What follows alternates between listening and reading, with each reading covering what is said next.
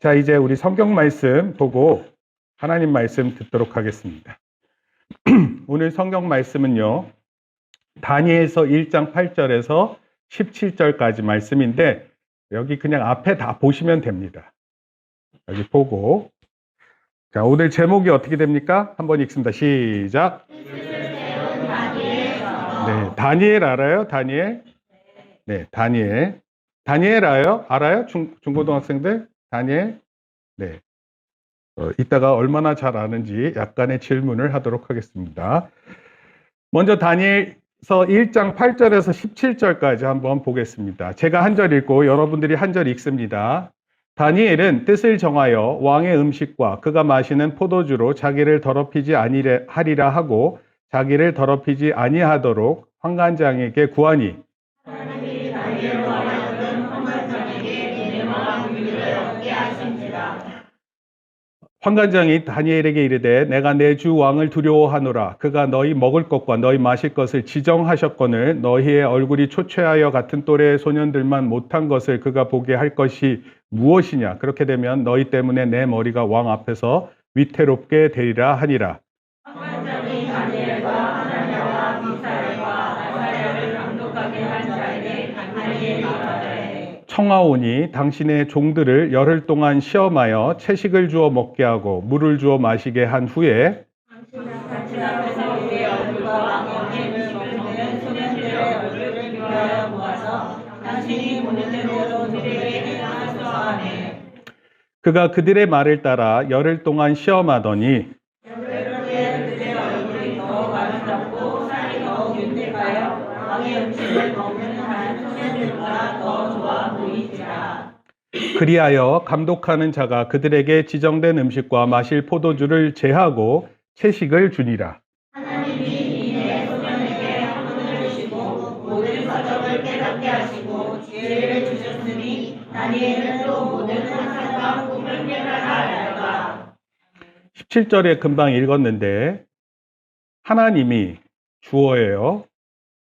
네 소년에게, 4명의 소년이에요. 어떻게 하셨어요? 네. 학문을 주시고 깨닫게 하셨다. 이렇게 나와요. 그리고 지혜를 주셨고, 다니엘은 모든 환상과 꿈을 깨달았다. 이렇게 표현했어요. 네. 빨리 들어갈게요. 다니엘이 있었던 시기는 바벨론이라는 나라가 있던 시기예요. 바벨론은요, 한 제국의 이름인데 아주 강력한 제국이었어요.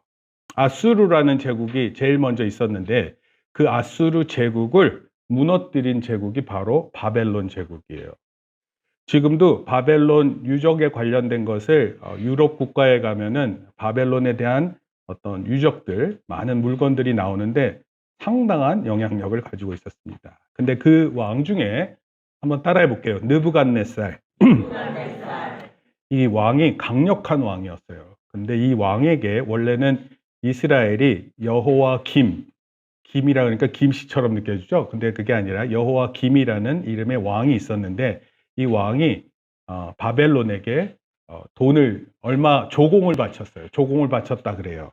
보통 1년에 한 번씩 필요한 금액과 금과 은과 뭐 하여튼 그런 것들을 다 제공해야 되는데 바벨론을 배반합니다. 배신한다 이런 뜻 있죠? 그리고 바벨론 왕 느부갓네살이 예루살렘을 3차례에 걸쳐서 공격을 하게 됩니다. 1차 예루살렘 공격 후에 도시와 성전을 파괴하고 약탈했어요. 그리고 이스라엘 사람들 중에 포로로 잡아갔는데 그 중에 다윗 혈통의 4소년을 데려갔습니다. 우리가 잘 알고 있는 다니엘이라는 이름은 이스라엘 이름이고요. 벨드사살은 바벨론식 이름입니다. 그러니까 예를 들어서 우리 민식이가 만약에 포로로 잡혀가면 요코하마 이렇게 불렀던 거예요. 일본에서. 요코하마인지 비사이로 막간지 뭐 하여튼 막 이름 부를 것 같은데. 그러니까 우리가 만약에 일본에 손에 넘어가서 우리나라가 통치를 받게 되면 다 이름을 다 일본 사람으로 바꾸는 거예요. 어떤 이름이 마음에 들어요? 아야코상? 막 이렇게 되는 거예요. 네. 그런데 이 네 소년이 있었어요. 한번 읽어볼까요? 다니엘 시작. 다니엘, 하나냐, 미사엘, 아사랴. 그런데 또 우리 바벨론식 이름도 볼까요? 벨드사살, 사드락, 메삭, 아벤느고. 네, 이런 식으로 이 네 소년에 대한 이야기가 나옵니다. 포로로 잡혀갔어요. 소년이에요, 소년. 소년이면은 딱 요맘때. 네? 준식이, 민식이, 네? 김나무. 딱 잡아가기 딱 좋게 생긴 얼굴 아니에요.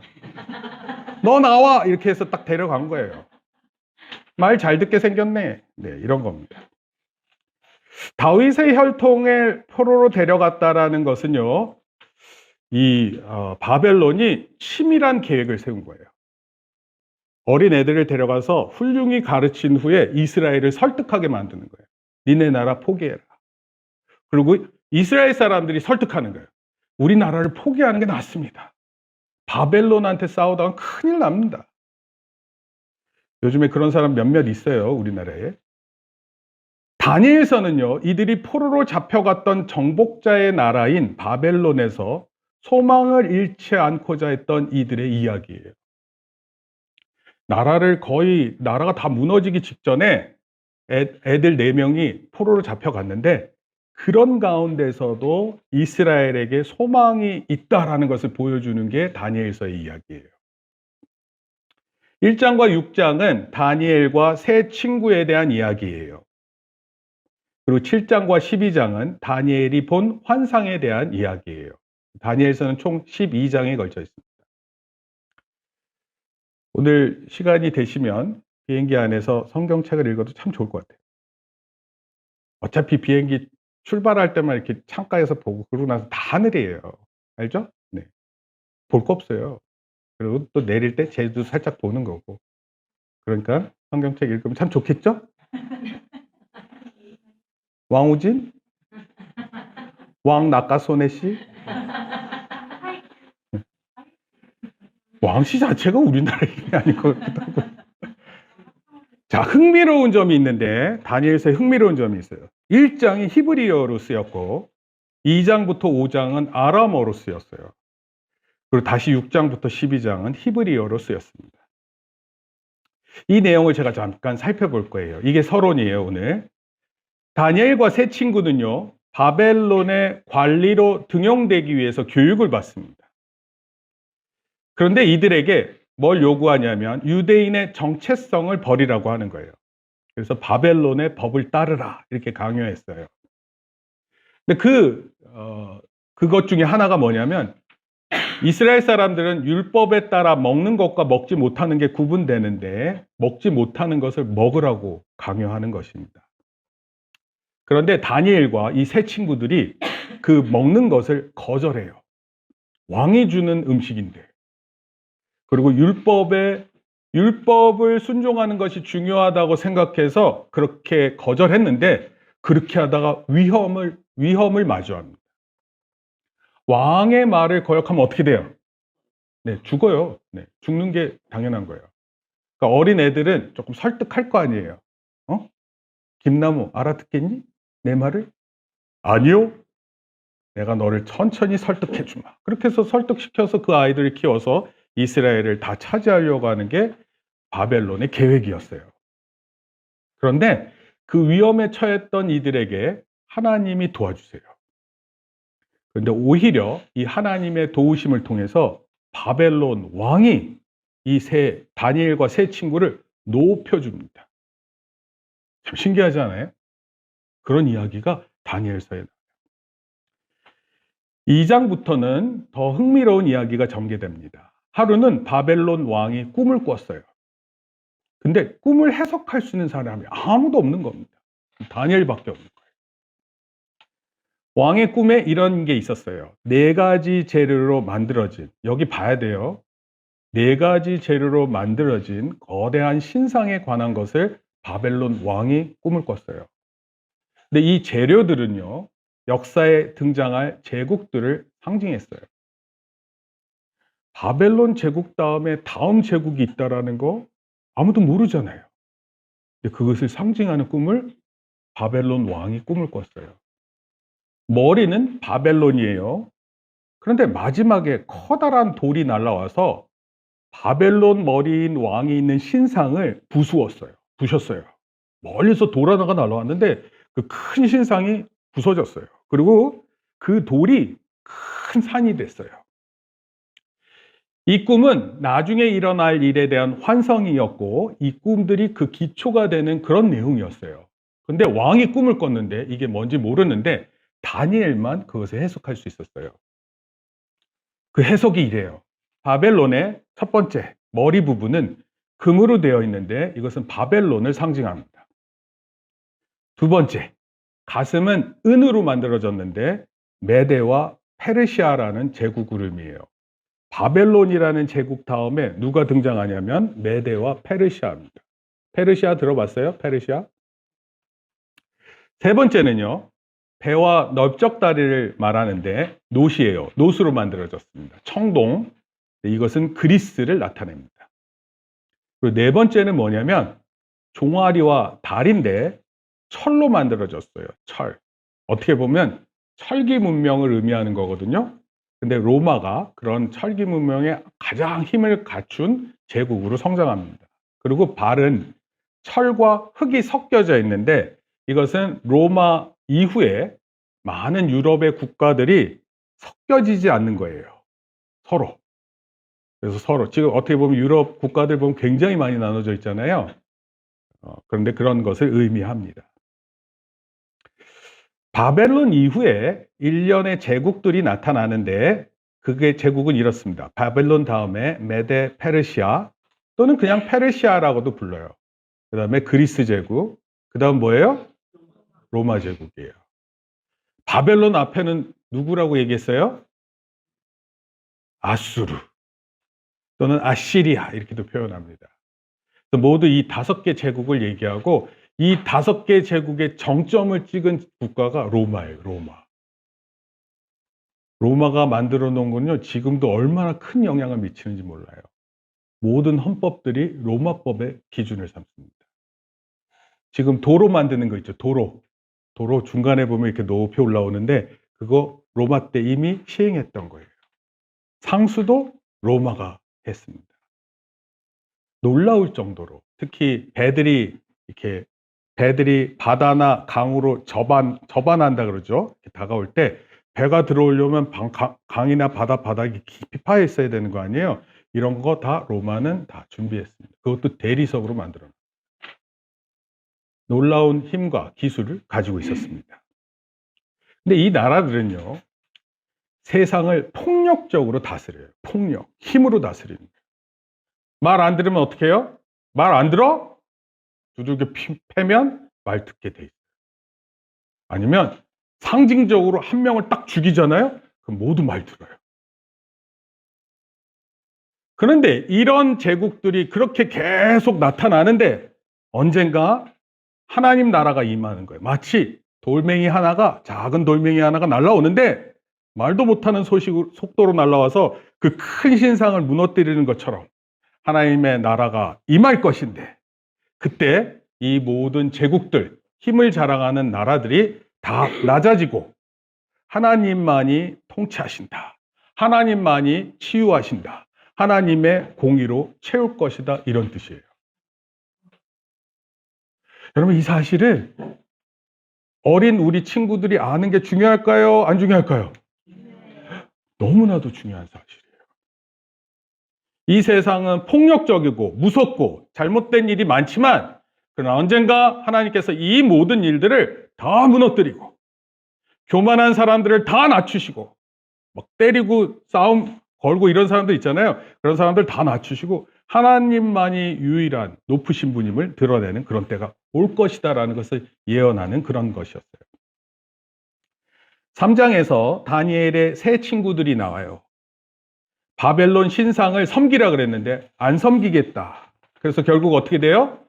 풀무불이라고 있어요. 풀무불. 풀무불이 뭐냐면 지푸라기 알아요? 지푸라기에 불 붙이면 어떻게 돼요? 엄청 금방 타버리죠. 그 금방 타버리는 걸 함께 모아서 그걸 계속 불을 태우면 엄청난 속도로 올라가요. 온도가. 근데 그곳에 다니엘의 세 친구를 집어넣었어요.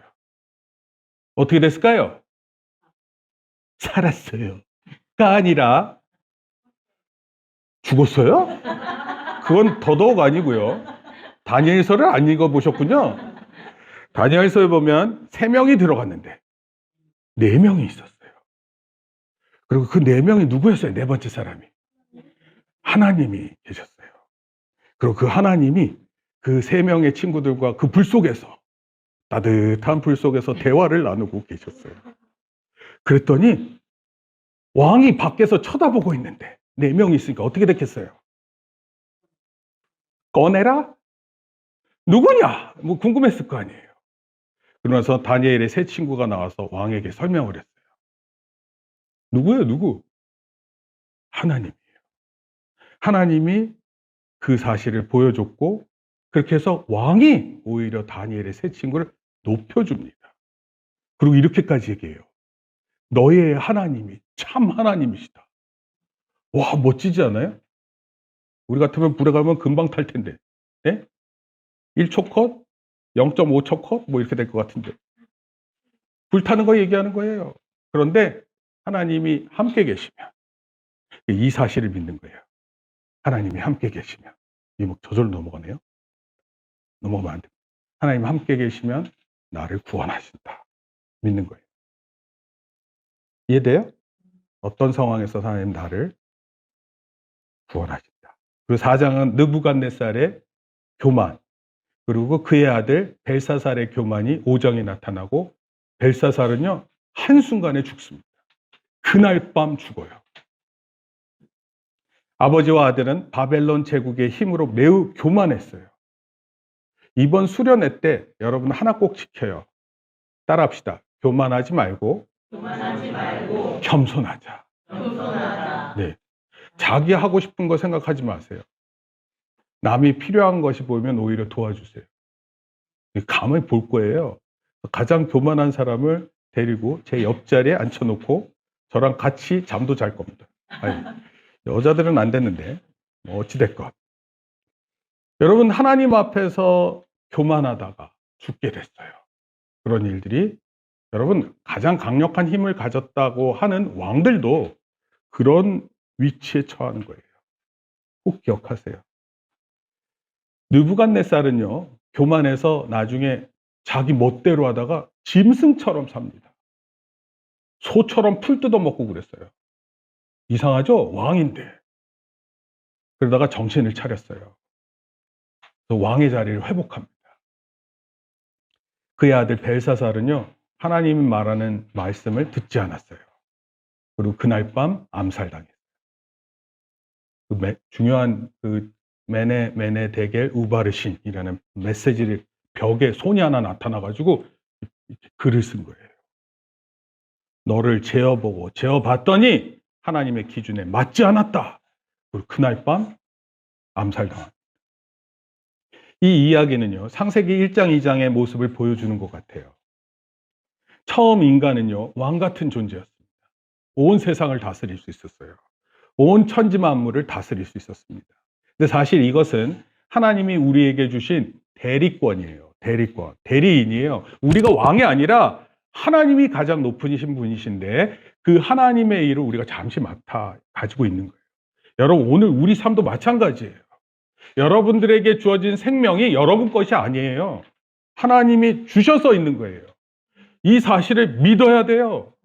하나님 나에게 생명을 주셨기 때문에 내가 살아있다. 이걸 믿어야 되는 거예요. 그것을 막 자기 마음대로 할 수 있다 생각하는 사람들은 교만하고, 교만한 사람은 결국 무너지는 것. 그러나 겸손한 사람은 하나님께서 반드시 높여주세요. 그 하나님의 정권을 위임받았던 태초의 사람들이 죄를 지었어요. 이 죄는요 하나님을 반역한 것과 똑같습니다. 결국 교만한 인간은 짐승이 되었어요. 그리고 그 인간들은 하나님의 공의의 심판을 반드시 받아야 되는 거예요. 여러분들이 한 모든 일에 대해서 여러분들 심판받는 거 알아요? 여러분들이 한 행동에 대해서 거짓말한 거 있으면 거짓말에 대한 심판을, 남을 속이고 이익을 누린 것이 있으면 그것에 대한 심판을 받는 거 알고 계세요? 그러면 절대로 그렇게 살면 안 돼요. 그렇게 살았다 하더라도 어서 속히 하나님 앞에 뉘우쳐야 돼요. 만약에 그렇지 않고 자기 멋대로 살고 자기 행동을 중심으로 살다가 남에게 피해 입히는 것을 아무 꺼림 없이 사는 사람들은 나중에 망하는 거예요. 6장은요, 3장에 다니엘의 세 친구가 이야기가 나왔다면 6장은 다니엘에 대한 이야기가 나옵니다. 이거를 대칭 구조라 그러고 영어로는 키에스틱 구조라는 표현을 써요. 근데 이것은 딱 글을 읽잖아요. 뭘 중요한 말을 하는구나 바로 알 수 있는 그런 내용이에요. 다니엘은 왕을 신으로 섬기기를 거부해요. 그래서 사자굴에 던져집니다. 들어보셨어요? 사자굴에 던져졌던 다니엘? 근데 하나님이 굶주린 사자예요. 굶주린 사자. 굶주린 사자가 얼마나 무섭게 야생동물을 잡아먹는지 다 알죠?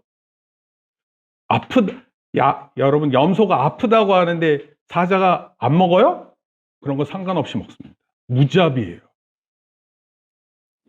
그런데 그 사자의 입에서 다니엘을 지켜주세요. 배고픈 사자인데 가만히 있습니다. 하나님께서 입을 막아놔셨다 뭐 이렇게 얘기하시는데, 그리고 이 일을 통해 또 왕이 다니엘을 높여줍니다. 여러분, 하나님께서 함께 하신다는 사실을 믿고 힘든 일을 겪잖아요? 그럼 어떻게 돼요? 다른 사람이 높여줍니다. 여러분, 이거 경험해야 돼요. 다른 사람들이 하나님의 사람을 높여주는 것을 경험해야 돼요. 아, 다니엘의 이야기구나. 아니에요. 실제로 하나님의 사람들에게 나타나는 일들입니다. 그리고 7장에 또 꿈이 나오는데 이번에는 다니엘의 꿈이에요. 꿈에 보니까 사자, 곰, 표범 같은 날개가 달려있는 동물이에요. 이런 동물은 없는 거예요. 근데 이 동물들은 또 역시 오만한, 교만한 제국들을 상징합니다. 그리고 마지막에 나타나는 거대한 짐승이 있는데 이 짐승은 악한 제국을 의미해요. 그리고 이 짐승에게는 뿔이 있는데 많은 뿔들이 있었어요. 이 뿔은 원래 왕을 상징합니다. 왕을. 하나님보다 자신을 높이는, 그래서 결국 하나님의 백성들을 핍박해요. 무시합니다. 나중에 하나님은 인자라는 하나님의 언약 백성과 그들의 왕을 상징하는 분을 나타내세요. 그리고 이 인자를 어떻게 설명하냐면 옛적부터 계신 분 이렇게 표현합니다.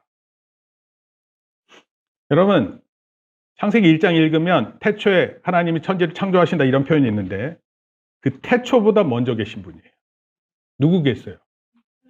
네, 하나님이시고 예수님이신 거예요. 인자는 사람 인자에 아들 자자를 써서 사람의 아들 이런 뜻이에요.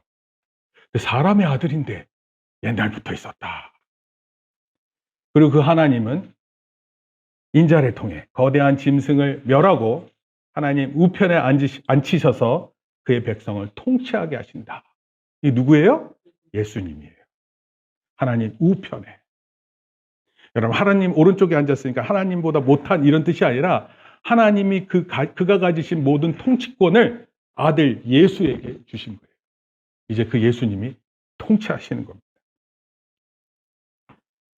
자, 이 이야기의 핵심은요, 핍박을 당하는, 큰 어려움을 당하는 하나님 백성들에게 소망을 가지게 하신다 이런 뜻이에요. 아무리 힘들어도 하나님께 소망을 둔 사람은 소망이 있다, 희망이 있다 이런 뜻이에요. 이 모든 소망의 시작은 다니엘과 세 친구 어렸을 때 뜻을 정한 후였어요. 그러니까 이게 너무 중요한 거예요. 뜻을 정하는 게. 어렸을 때 저는 하나님을 나의 하나님으로 믿겠습니다. 내가 어떤 때에도 하나님을 배신하지 않겠습니다. 내가 하나님만 섬기겠습니다. 이런 뜻을 정하는 거예요. 이 일을 통해서 하나님 어떻게 일하시는지를 보여준 거예요. 여러분, 뜻을 정하는 일은 하나님께서도 여러분들에게 억지로 하지 않으세요. 잘 들으세요. 뜻 정하는 거 있잖아요. 그건 하나님이 여러분들에게 억지로 시키시지 않아요. 전적으로 여러분들 마음으로 하나님에게 제가 이렇게 하나님을 믿겠습니다. 저는 하나님을 이렇게 믿고 평생 살겠습니다. 이런 마음을 스스로만이 내릴 수 있어요. 여러분, 부모님이 해주시지 않아요. 심지어 결혼했다 그러면 남편이 대신할 수 없어요. 여러분 자신이 이렇게 뜻을 정해야 돼요. 다니엘은 어렸을 때부터 뜻을 정했고 두 환상을 통해서 인내했어요. 참고 기다렸어요. 여러분, 어떤 친구들 보면은 잘 참지 못해요. 그래서 모든 일들이 항상 그르쳐요. 잘 안 됩니다. 목사님 중학교 때 영어를 이렇게 공부했어요. 공부를 열심히 하다가 놨어요. 놨더니 어디서부터 공부를 해야 될까요? 다시 처음부터 해야 돼요. 왜냐하면 다 까먹었거든요. 그래서 다시 또 공부했어요. 그리고 또 놨어요. 그럼 어떻게 될까요? 처음부터. 여러분, 만약에 이 사실을 안다면 어떻게 해야 돼요? 네, 계속하는 거예요. 성경 읽는 것도 마찬가지죠. 맨날 창세기부터 읽거든요. 그리고 얼마 못 나가요. 그러다가 안 읽어요. 또 마음을 먹고 창세기를 읽어요. 그래서 몇 년이 지나갈까요? 이런 식으로 말도 못해요. 그래서 창세기가 어려워서 마태복음부터 시작을 했어요. 근데 마태복음은 처음에 더 힘들어요. 누가 누구를 낳고 누가 누구를 낳고 누가 누구를 낳고 보송이가 우진이를 낳고 우진이가 보송이를 낳고 이런 내용이 한 장에 걸쳐서 나와요. 그러면 읽다가 어떻게 돼요? 이게 뭐냐? 안 읽어요. 그래서 다시 성경을 읽기 위해서 마태복음을 펼치고 누가 녹화를 또 읽다가 또 그 감정에 사로잡혔다가 이게 뭡니까? 이렇게 되면 성경 못 읽어요. 여러분, 이해는 나중에 이해할 거라고 생각하고 일단 읽으세요. 그리고 또 2장을 읽고 3장을 읽고 그렇게 성경을 읽다가 성경에 대한 전체적 의미를 느끼는 거예요. 이게 없으면은요, 왜 읽을까요? 영어 공부 여러 번 하듯이 성경도 계속 앞부분만 읽고 마는 거예요. 8장에서 다니엘은 두 번째 환상을 봅니다. 숫양은 메대와 페르시아, 숫염소는 고대 그리스를 상징합니다. 천사가 옆에서 설명해줘요. 숫염소에게 많은 뿔이 나온다. 근데 그 중에 아주 강력한 뿔이 하나 나오는데 이건 악한 왕을 말한다. 그리고 그 천사는 그 악한 왕에 대해서도 자세히 얘기해줘요. 예루살렘을 공격할 것이다. 자신을 하나님보다 높일 것이다. 우상으로 예루살렘 성전을 더럽힐 것이다. 그러나 하나님은 결국 그를 멸망시킬 것이다. 하나님의 백성과 그의 나라는 더욱 높아질 것이다. 이것을 설명해요. 9장에서 다니엘은 이런 일이 언제 일어날 것인가? 얼마나 오래 가는 것일까? 알고 싶어서 성경책을 읽어요. 그러다가 예레미야 선지자 두루마리를 읽다가 25장에 나타났어요. 70년이 간다. 그리고 다니엘이 그 70년이 이제 얼마 안 남았다라는 걸 알아요. 그리고 하나님께 간절히 기도합니다. 하나님, 이스라엘을 회복시켜 주시옵소서. 천사가 와서 또 얘기해줘요.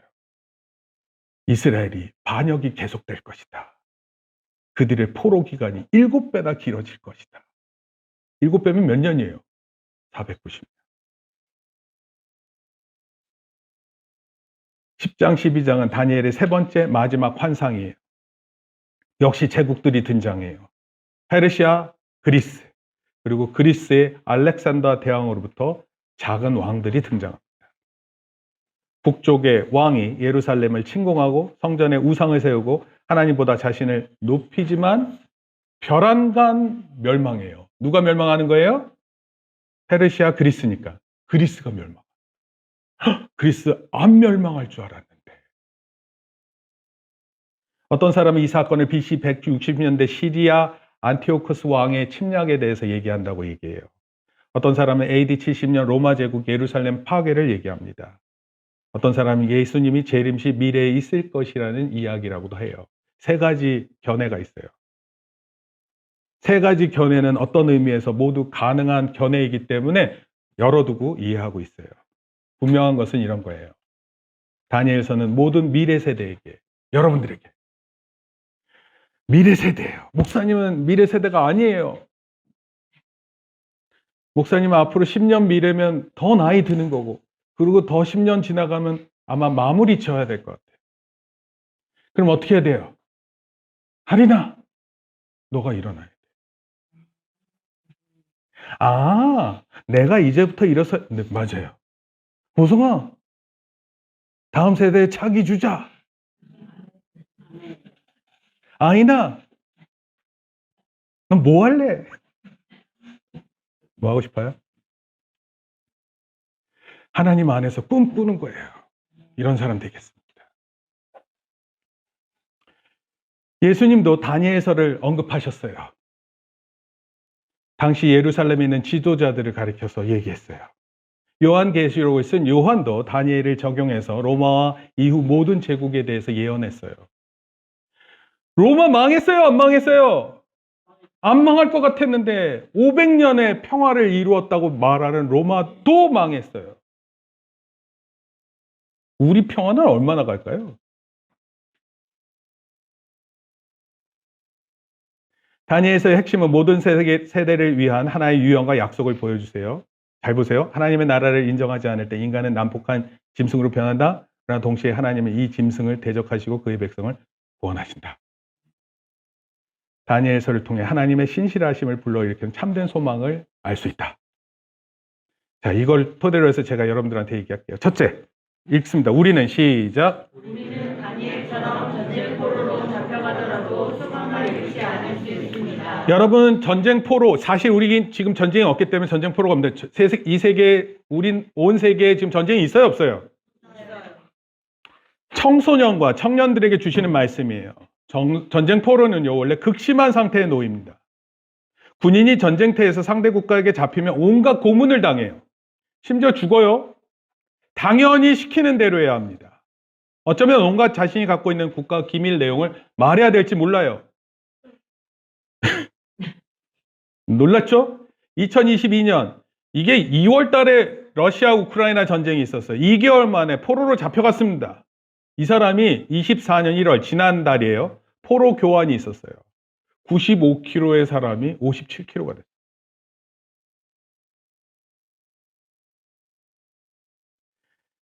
다니엘 당시 전쟁은요, 사실상 모든 것을 빼앗기는 거예요. 더구나 바벨론을 상대로 한 전쟁은 더더욱 그런 거예요. 땅을 빼앗기면 그 나라의 이름은 존재하지 않아요. 남녀 어른들은 신분에 상관없이 전부 노예가 되는 거예요. 바벨론의 전리품이 되고 마는 거예요. 그 자식들 뭐예요? 노예 자식일 뿐이에요. 여러분, 아무리 잘해봤자 노예예요. 여러분, 이런 삶을 꼭 살아봐야지 경험할 것 같아요? 그러나 설령 우리가 포로로 잡혀갔을 때에도 기억하세요. 따라하세요. 하나님이 계신다. 하나님이 계신다. 온 세계의 역사를 주관하시는 그 하나님이 분명 살아계신다. 우리 하나님 실제로 살아계실 뿐만 아니라 그 하나님은 분명 뜻을 가지고 계셔서 올바르지 않은 역사를 분명 심판하시고 그리고 그의 백성들을 구원하신다. 이 사실을 믿어야 됩니다. 따라서 하나님 편이 되는 게 좋은 일이에요. 하나님 편이 빨리 되세요. 하나님 편이 되어서 진정한 예배를 드리세요. 축구하는데 우리 편이 메시야. 그럼 끝난 거 아니에요? 아인이 100명이 있고 우리 편 메시가 있어요. 누가 이겨요? 아인이를 우습게 보는 거예요? 우습게 보는 거예요. 왜냐면 아인이가 축구 못하지. 아인이 축구 잘해요? 아인이 화났어요. 아인이는 100명, 그러면 할인이 1000명이 있어도 메시랑 목사님이 있으면 누가 이겨요? 메시가 1000명이 이길 것 같기도 한데.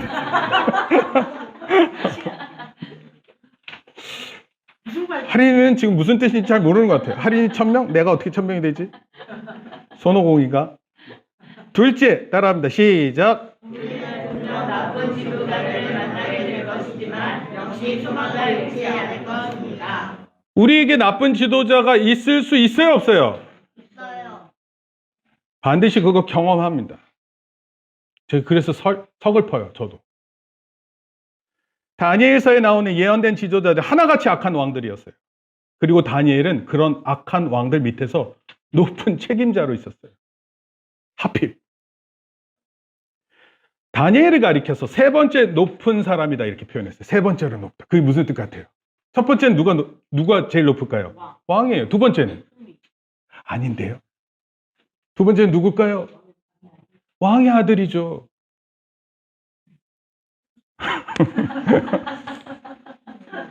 그런데 왕과 왕의 아들은 교만했어요. 아, 네, 금방 알아듣네요. 몇 번째 아들이죠? 네. 두 번째는 별거 아니에요. 첫 번째가 돼야 됩니다. 얘도 두 번째야. 딸이 계세요. 그 중간에 무서운 딸이 계십니다. 엘리자베스 여왕 같은. 국가 지도자들이 만나서 협정을 해요. 경제 협약, 정치 협약, 전쟁에 대한 협약을 맺어요. 그러면 지도자들은 서로 막 악수하면서 사진 찍잖아요. 실제 실무자들은요, 그 사진 뒤에서 얼마나 열심히 조율하고 필요한 부분을 협의하고 노력해서 결과를 만들어내요. 이 일 누가 있어요? 다니엘이 그 일 한 거예요. 그 일. 왕의 처신과 체면을 보여주고 동시에 바벨론 제국을 이롭게 하는 막중한 자리에 있었어요. 여러분, 악한 지도자들도 자식이 있어요. 그래서 때로는 바른 것을 추구합니다. 악한 지도자가 얘기하는 거예요. 너 거짓말하지 마. 자기는 인생이 거짓말인데 자식한테는 거짓말하지 마. 목사님이 미국 편의점 알바를 할 때 한 흑인 친구가 있었어요. 근데 이 친구가 들어오잖아요. 그럼 다 경계를 해야 돼요. 왜냐하면 이 사람은 맨날 물건을 훔쳐가는 사람이야. 근데 이 사람이 하루는 딸을 데리고 왔어요. 그러고 나서 이 딸한테 얘기하는 거야. 아빠가 뭐든지 사줄 테니까 다 사. 그리고 돈을 지불하고 나가는 거예요. 아주 놀라운 장면이었어요. 여러분, 아무리 나쁜 사람도 자식 앞에서는 바르게 하려고 하는 행동이 있어요. 바른 것을 추구할 때가 반드시 있는 거예요. 내가 가진 권력이 아무리 크고 바벨론 제국 힘이 아무리 크더라도 바른 것은 바른 거예요. 눈치껏 사는 게 아니에요. 힘에 종속되어 따라가는 것이 아닙니다. 바른 것의 핵심은 하나님이 정하신 거예요. 문제는 사람들이 하나님이 정하신 바른 것이 뭔지를 잘 몰라요. 그래서 악한 지도자들 밑에 있더라도 하나님을 믿는 청소년들은 하나님의 말씀을 봐야 해요. 여러분, 성경을 읽어야 뭐가 바른 건지를 알죠. 그리고 무엇보다도 하나님 뜻에 친밀해야 돼요. 내가 믿는 하나님은 이런 분이셔. 이 하나님은 이런 걸 원하셔. 셋째, 시작.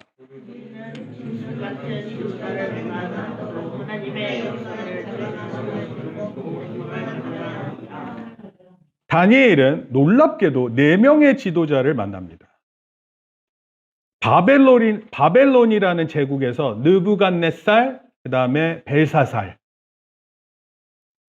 그 다음에 페르시아의 분봉왕 다리오 왕.